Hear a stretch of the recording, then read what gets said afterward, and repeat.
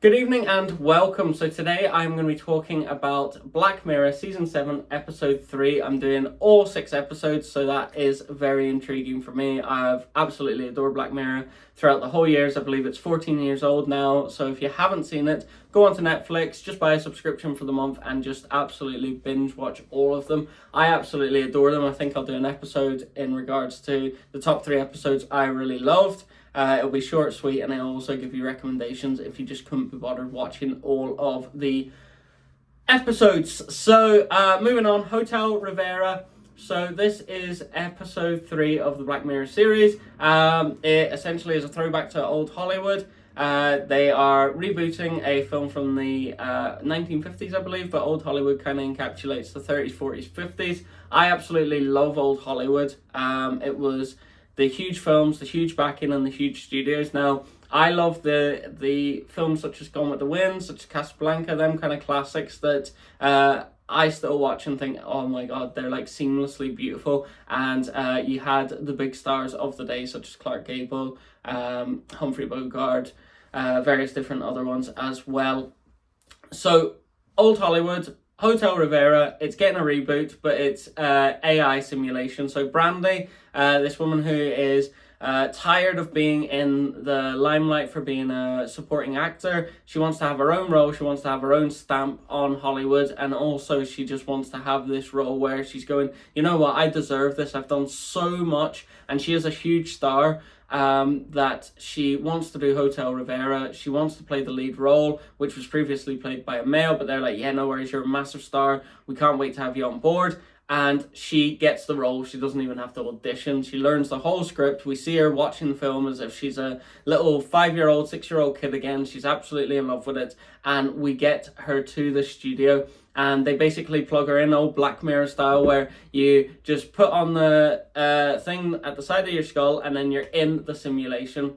And essentially she's a bit freaked out by it. She's like, oh my god, I'm in this simulated world. It's the set of Hotel Rivera. Everything's in place. They've spent fortune on this, and she's in the simulated world, and she's all career focused up to the point whenever she sees Emma Corrin's character, who is Clara. And Clara is the main person in this film. She enters and she's awestruck.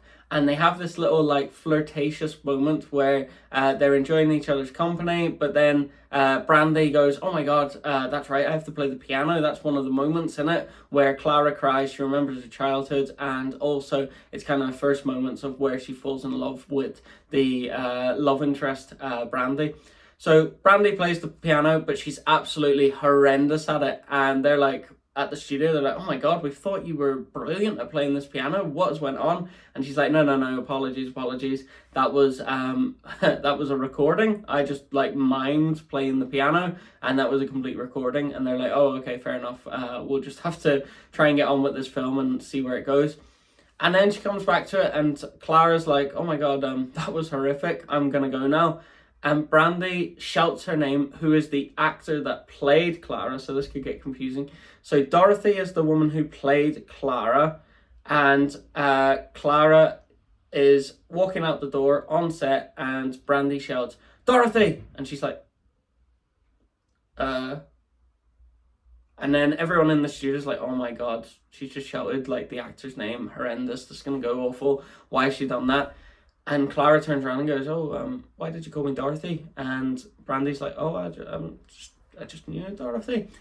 And it goes into this like beautiful little love story where we see Clara and Brandy fall in love. Brandy explains to her, you know, you are an AI simulation, but because Dorothy, the actor, put a lot into this character of Clara and reminisced about her own things, that was going on in her own life, and we find out later on that she overdosed, died, and we don't really know why she died. It just says like, Hollywood star dies, Hollywood star overdose, Hollywood star drug addict. It was kind of like no one had empathy in the press during that time. It was just basically like stating the fact, and we never seen why did she die, and Brandy was always curious whenever she found out. And the beautiful thing about Black Mirror is it has like a hour window that you can watch the show, And we see these flashbacks that Emma Corrin plays absolutely wonderful. I'd highly suggest watching their filmography. They're just absolutely sensational in most of the stuff I've watched. But Emma Corrin has this beautiful like flashback moment where Dorothy, the actor, is in love with the set designer, or it's posed that way that she's in love with the set designer. She gives her these looks, she gives her this kind of smile, she kind of is enjoying the company of her, but she can't be who she is, because in the 1940s, 50s, that would have been a no-go area. That would have been absolutely blasphemous. That would have been terrible. Let's rephrase the word. That would have been terrible. And I think it would have just been illegal as well. I'm not too sure in America, but I think the laws against homosexuality only came in the 1960s to get rid of all that, or in the 1950s. So it's very recent in regards to that. So she would have not been able to express her true feelings at all, which is a very sad state in this TV show. And you feel the empathy from the character of Dorothy. And the beautiful thing is they have this they fall in love, they have this beautiful little romance during it, but then unfortunately, spoiler alert, Clara dies in the show, and that's it. She's dead. And Brandy, forgot the name, Brandy goes back to real life. They've wrapped up the show, everything, and she's like, you know, I understand this success. She's getting touted as like all these awards, all this kind of success that's came her way, and she's just going, yeah, this is great and all, but like I do miss Clara, and I did have a wonderful thing with her, and I often think, you know, if I was born in that era, I wonder what we could have done together. Could we have had a relationship in secret, all that kind of stuff. And a few months pass, and then she gets this knock on the door, she gets this parcel, and it turns out it's the phone that links to one of the conversations that Dorothy/Clara, I'm not too sure, is having on the show, and Brandy is able to talk to her.